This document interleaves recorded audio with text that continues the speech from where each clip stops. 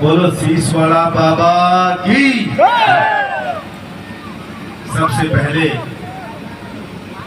तो मैं बाबा से प्रार्थना करता हूं कि वो आप सबको अपना आशीर्वाद दे, जिससे आपके घर में खुशियां आए, आपके बच्चे चरित्रवान बने, नेकी के मार्ग पे चलें और देश दुनिया में आपका, हम सब का, हमारे क्षेत्र का नाम ऊंचा करे। ऐसी मेरी बाबा से बार बार प्रार्थना है। आप सभी धर्म अनुरागी लोग हैं जो बाबा के इस मेले में यहाँ पे पधारे, और मैं हमेशा बोलता हूँ कि कलयुग में जितना अन्याय, जितना अत्याचार अभी हो रहा, इतना इंसान स्वार्थी हो गया, फिर भी ये धरती पृथ्वी कहीं पे टिकी हुई है। वरना तो अखबार पढ़ो तो अखबार में आता है किसी ने अपने पिता का खून कर दिया, पत्नी ने अपने पति को मरवा दिया, अरबपति बच्चों ने अपने माँ बाप को घर से निकाल दिया। ऐसी ऐसी चीजें सुनने और पढ़ने को मिलती हैं कि लगता है कि अब धरती पृथ्वी नष्ट होने वाली है। अन्याय इतना बढ़ गया है। हमने बचपन में पढ़ा था, स्कूल में टीचर ने पढ़ाया कि ये पशु प्रवृत्ति है जो आप ही चले, मनुष्य वही जो मनुष्य के लिए मरे। लेकिन अब उल्टा हो रहा है। आप डिस्कवरी चैनल देखें, कभी टीवी पर देखें, जंगल में कैमरे लगे हुए हैं और उन कैमरे से वो जंगल में जो हलचल होती है उसको टीवी पे बताते हैं। मैंने कई बार देखा और मेरे मन में एक विचार आया कि जब शेर गाय के झुंड पे अटैक करता है तो एक बार गाय दौड़ती है शेर से बचने के लिए, लेकिन थोड़ी दूरी पर ही, क्योंकि गाय इतना तेज नहीं दौड़ सकती और शेर तेजी से दौड़ता है, एक गाय को वो पकड़ लेता है, उसकी गर्दन पकड़ के गिरा देता है। तो आगे दौड़ती हुई 10 गाय वापस पलटती हैं और उस शेर से मुकाबला करके अपने साथ जो गाय उसको छुड़ा के ले जाती है। कोई भैंस के झुंड पे अटैक करता है टाइगर, और भैंसें दौड़ती है बचने के लिए, और एक अगर भैंस को पटक लिया या किसी भैंस के पाडरेट को अगर पटक लिया टाइगर ने, तो सारी भैंसें वापस पलटती है और उस टाइगर से लड़के उसके बच्चे को छुड़ा के ले जाती है। दूसरी तरफ रोज सुनने को मिलता है पूरे शहर में सरे बाजार किसी शरीफ आदमी को गोली मार के गुंडे चले जाते हैं, किसी शरीफ आदमी के साथ मारपीट करके चले जाते हैं, किसी के साथ गाली गलौज करके चले जाते हैं, किसी की बहन बेटी के साथ छेड़खानी करके चले जाते हैं, और हम खड़े खड़े देखते हैं कि भाई इस पंगे में अपने को नहीं पड़ना। मैंने कभी बचपन में देखा, सुना नहीं था, गांव में चोर आ जाए और पता हो जाए चोर आ गया तो एक गांव नहीं जागता था, एक गांव ही आसपास के 5 गांव जाग जाते थे कि भाई चोर की आवाज इधर से आई है, बच के जाना नहीं चाहिए। तो किसी चोर की हिम्मत नहीं होती थी कि जल्दी से वो किसी गांव में चला जाए।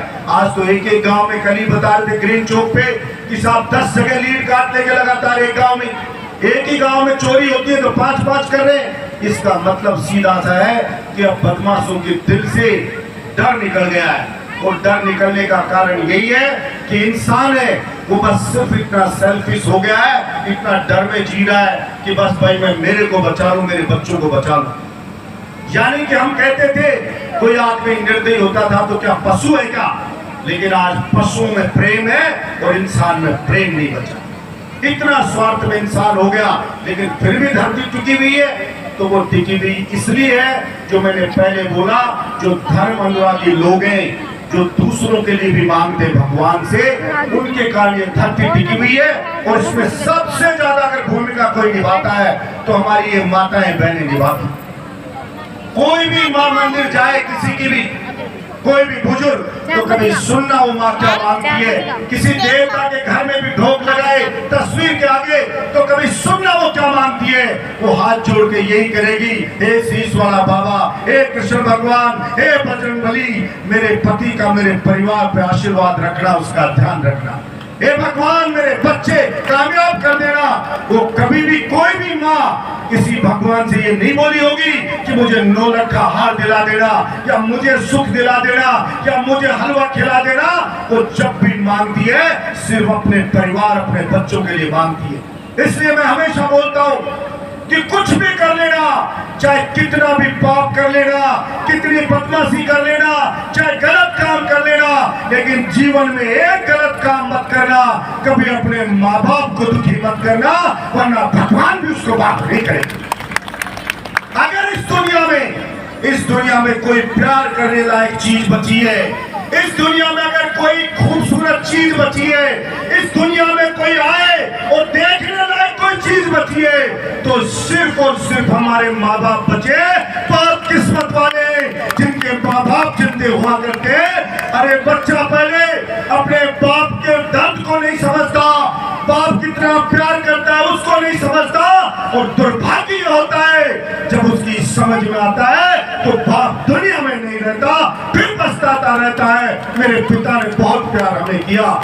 इसलिए समय रहते हुए अगर अपने माँ बाप को प्यार कोई करता है तो मैं समझता हूँ शीश वाला बाबा भी उसमें प्रसन्न होता है, कृष्ण भगवान भी उसको आशीर्वाद देता है, महादेव भी उसको आशीर्वाद देता है। 36 करोड़ देवी देवताओं का सबसे प्रिय व्यक्ति वो कहलाता है जो अपने माँ बाप को प्यार किया करता है। इसलिए जितना हो सके आपके माँ बाप जब तक जिंदा है, जब तक आपके पास है, उनको प्यार करो। और पिता कोई राय दे तो आप उसकी सुनो और उसको सीरियस लो। और मैं किसी की कही सुनी नहीं बता रहा हूँ, मैंने महसूस की वो बात बता रहा हूँ। पिता अनपढ़ आपका हो सकता है, लेकिन अगर वो बात कहता है तो हम क्या समझते हैं, हम पढ़े लिखे हैं, हम ज्ञानी है, मेरा दोस्त है वो ज्ञानी है, वो अधिकारी है, वो एमएलए है, वो मंत्री है, उसने कहा ये काम करो, इसमें फायदा है। पिता कह रहा बेटा ये काम कर ले, उसमें फायदा है। पिता की बात नहीं माने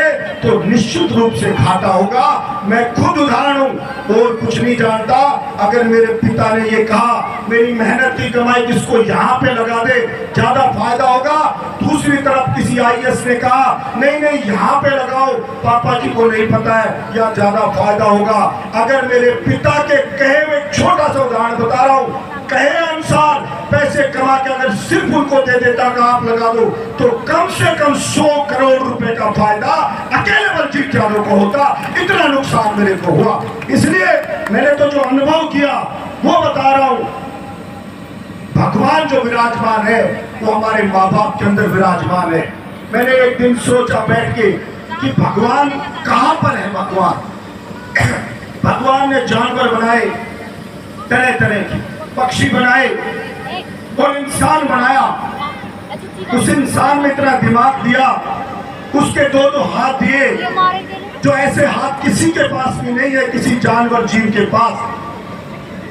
तो भगवान ने जब इंसान को बनाया तो सोचा होगा कि मैंने एक गजब चीज बना दी, अब मैं चांद पर भी जाके बैठूंगा तो ये चांद पे पहुंच जाएगा, मैं किसी और मंगल ग्रह पे जाऊंगा तो ये वहां चला जाएगा, मैं पाताल में छुप के बैठूंगा तो ये वहां चला जाएगा। मैं कौन सी जगह ऐसी बैठूं जो मुझे आसानी से खोज ना सके इंसान। तो शायद तय किया होगा भगवान ने कि भाई छुपने लायक एक ही जगह कि मैं हर इंसान के भीतर ही छुप के बैठ जाता हूं, ताकि वो कोई समझदार हो वही मुझे खोज पाए और ना कोई ना खोज पाए। हम मंदिर जाते हैं, जवान मंदिर जाता है, हे भगवान मुझे अरबपति बना देना, मुझे आईएएस बना देना, मुझे एमएलए एमपी बना देना, मंत्री बना देना। लेकिन अगर आप स्वयं अगर ये सोच लो कि मुझे ये बनना है, आईएएस बनना है, तो उसे कोई नहीं रोक सकता, क्योंकि प्रत्येक व्यक्ति के अंदर भगवान बैठा है। और चाहे जो से करवा सकते हो, लेकिन उसके हिसाब से मेहनत आपको करनी पड़ेगी, उसके हिसाब से सही रास्ते पे आपको चलना पड़ेगा। अगर कोई इंसान चलता है तो मैं नहीं समझता दुनिया में कोई भी व्यक्ति ऐसा होगा जिसका सपना पूरा नहीं हुआ होगा। निश्चित रूप से उसका सपना पूरा होता है। और असफलता अगर कभी मिलती है तो मेरा दृढ़ विश्वास है, और मैं हमेशा कहता हूं, और कोई भी व्यक्ति चाहे अपने जीवन में पजोक के देख लेना, जब आपको लगे कि सारा जहान आपके पीछे पड़ गया है, जब आपको लगे कि दुनिया धोखा पे धोखा आपको दे रही है, जब आपको लगे सारे रास्ते बंद कर दिए गए, तो विचार कर लेना कि भगवान अब सबसे ऊंची उड़ान आपको देना चाहता है, उसकी तैयारी वो कर रहा है, इसलिए आपको तैयार करने के लिए ये बाधाएं पैदा कर रहा है।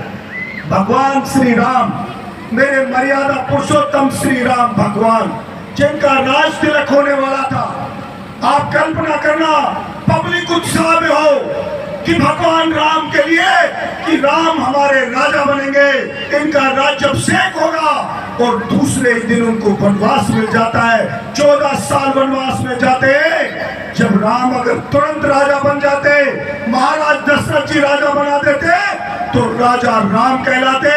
लेकिन 14 वर्ष वनवास में गए, कष्ट पीड़ा से ही षड्यंत्रकारियों के षड्यंत्रों से लड़ा, राक्षस जैसे रावण से लड़ा, तो वापस लौट के आया तो राजा राम नहीं, मर्यादा पुरुषोत्तम भगवान श्री राम बन के आया, भगवान बन के आया। यानी कि वो ये थी जो वो कष्ट दे रही थी, वो राम को इंसान से भगवान बनाने के लिए दे रही थी, और सारी चीजों का उसको धन उनको करा रही थी। इसलिए कभी भी इंसान को बुरे समय में घबराना नहीं चाहिए, और अच्छे समय में कभी अहंकार नहीं करना चाहिए। यही मेरे माँ बाप ने मुझे सिखाया, और यही मैंने महसूस किया। आशा रखता हूँ आप सब भी अपने माँ बाप के दिखाए हुए रास्ते पे चलेंगे, और हमारे देवी देवताओं से एक ही प्रार्थना करेंगे। जैसे माँ बाप हमारे लिए मन्नत मांगते हैं, तो जवान भी मंदिर में जाए, शीश वाले बाबा के ढोक लगाए, तो वो भी ये मांगे कि मेरे माँ बाप को सुखी करना, मेरे माँ बाप का सपना पूरा कर सकूं, इस लायक मुझे बनाना। तो निश्चित रूप से कलयुग जाएगा और सतयुग आएगा। वरना भाई सुबह सुबह टीवी पे प्रवचन सुनते, मेरी माँ भी सुनती है, तो मैं सुन रहा था, एक बाबा आया हुआ, इतना गप मारते हैं बाबा, इतना गप मारते हैं कि सोच के लगता है जनता कितनी भोली है।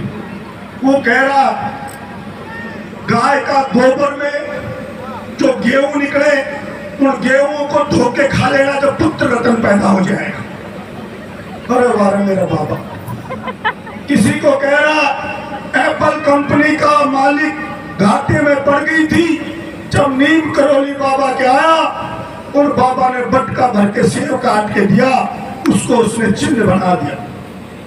मैं भी भक्त हूँ बाबा नीम करोली, मैं भी जाता हूँ।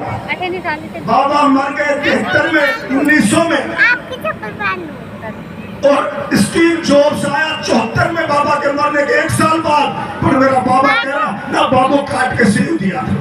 इंटरनेट पे कोई भी बच्चा डाउन करके देखे तो बता देगा कि 1 साल पहले बाबा मर गया था, लेकिन हजारों की भीड़ है, और मेरा बाबा हमारी माओ को गप मार रहा है।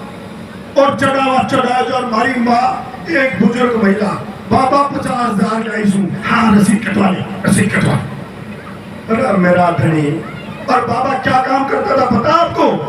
ट्रक के ऊपर खल्लासी खाओ बाबा, ना पढ़ा लिखा, अनपढ़, खल्लासी ट्रक पे रहा, लेकिन चौड़ा पैर, बाल बड़ा कर, और मेरे धनी हुई माँ मुड़ा पैर और बाबू।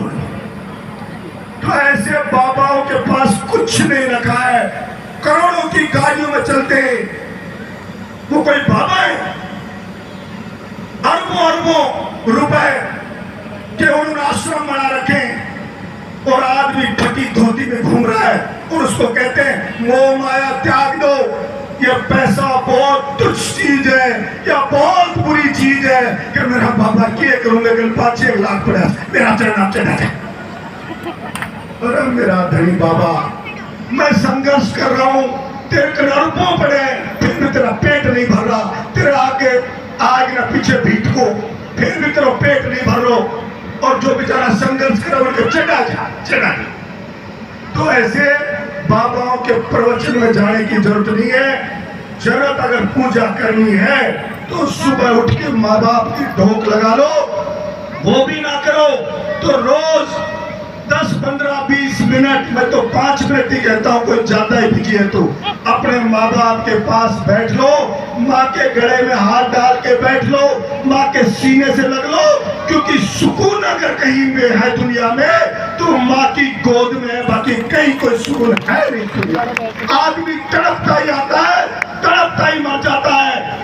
करोड़पति है, वो कहता मुझे अरबपति बनना है तो दुखी रहता है। एमएलए बन जाए तो कहे मुझे मंत्री बनना है, दुखी रहता है। मुख्यमंत्री बन जाए तो कहे मुझे प्रधानमंत्री बनना है, दुखी रहता है। प्रधानमंत्री बन जाए तो कहे मैं हटना चाहूं तो दुखी रहता है। इस दुनिया में सब दुखी है। लगता है कि ये सुखी होगा, सुखी कोई नहीं है। सुकून चाहे 5 स्टार होटल में चले जाओ, चाहे कहीं पहाड़ों में चले जाओ, चाहे महल में सो लो, सुकून अगर आपको मिला होगा जीवन में कभी तो माँ की गोद में सो करके मिला होगा, वरना कहीं सुकून नहीं। इसलिए अपने माँ बाप की इज्जत करो। और दूसरा मैं कहता हूँ, दूसरे माँ बाप का घर छोड़ के जो आती है महिला, अपना घर छोड़ के दूसरे घर में आती है किसी की पत्नी बनके, सबसे पहले वो भी हमारा दायित्व होता है कि कोई हमारे घर में पत्नी बन के आई है, उसे कभी मायके की याद ना आए, उसे कभी ऐसा महसूस ना हो कि इस घर में मुझे अपना नहीं समझा जा रहा। इतना उसके पति की जिम्मेदारी है, इतना उसका ख्याल रखे। यही मैं कहना चाहता हूँ। पुनः मेरे बाबा शीशवाला से प्रार्थना करता हूँ, उनके चरणों में शीश नवा करके कि वो आप सबको आशीर्वाद दे। और मेरे भीटेड़ा गांव है, आसपास के गंडाला के, बूढ़वाल के, भीगणा, चांदी चढ़ा, डुनारिया, आसपास के भूपसेड़ा गांव से घाटन खेड़ा आए हुए लोग, आपका कर्जा तो मैं कभी चुका नहीं सकता। भीटेड़ा गांव ने तीनों चुनाव मुझे जिता करके भेजा है, निर्दलीय उम्मीदवार को जिता के भेजा है। आज ही मैं सोच रहा था जब भीटेड़ा आने का कार्यक्रम बना कि कितने बड़े दिल के लोग हैं भीटेड़ा के, कितने बड़े दिल के लोग हैं गंडाला, आसपास के सभी मेरे बहनोर के गांव के लोग, कि पिछली बार राजस्थान में सबसे ज्यादा वोटों से जो जीते थे हमारे कैलाश मेघवाल जी जीते थे, जो विधानसभा के स्पीकर भी रहे। बीजेपी की टिकट पे राजस्थान में सबसे बड़ी लीड से जीते थे। अब की बार निर्दलीय लड़े तो तीसरे नंबर पे रहे। जौहरी लाल जी एमएलए रहे कई बार, अब के निर्दलीय लड़े तो उनके 2500 वोट आए। और बलजीत यादव को पिछली बार जिताया, उतने वोट तीसरी बार निर्दलीय लड़ने पे भी उतने वोट जनता ने देकर के सम्मानित किया। इसलिए मैं आपका कर्ज कभी नहीं चुका सकता। मैंने पूरी कोशिश की कि मेरे भीतर गांव की माताओं के दूध को ना जाऊं, मेरे यहाँ के पैरों के बुजुर्गों की पगड़ी की शान को कम नहीं होने दूं। तो मैंने जनता की मांग के लिए चाहे विधानसभा में लड़ना हो, चाहे सड़क पे लड़ना हो, मैंने प्रयास किया कि 200 विधायकों में मेरे पैरों का नाम नीचा नहीं होना चाहिए। जब विधानसभा का सत्र चले तो विधानसभा के एक ईंट चिल्ला चिल्ला के बोले कि पैरों का वोट बोल रहा है, पैरों की 36 कौम की जनता का वोट बोल रहा है, ये आवाज आनी चाहिए। मैंने प्रयास किया ताकि हार जीत चलती रहती है। मैंने भी इस चुनाव से पीएचडी कर ली है और मुझे लगा भगवान ने मुझे पहली बार राज में लाया और उसने बताया कि राज के साथी कौन होते हैं, अच्छे वक्त के कौन होते हैं और बुरे समय के कौन होते हैं, इसकी पहचान करने का समय मेरे को मिला। अब मुझे पता हो गया कौन से आदमी का कौन सा इंजेक्शन लगाना है, कौन से आदमी को कौन सी गोली देनी है। अब की बार बावड़ा कोई नहीं बना पाएगा। ये शिक्षा मुझे अभी मिली, अगर जीत जाता तो शायद ये शिक्षा मुझे नहीं मिलती। और कई जयचंद है, वो जयचंद माल मारते रहते और गरीब आदमी बेचारा टुकड़ टुकड़ बैठा बैठा देखता रहता। ये पहचान अब की बार हुई। इसलिए जो ईश्वर करता है वो सब कुछ अच्छा करता है, जो दे वो सब हमें सर झुका के स्वीकार है। बहुत बहुत आपका धन्यवाद। जय हिंद, जय भारत।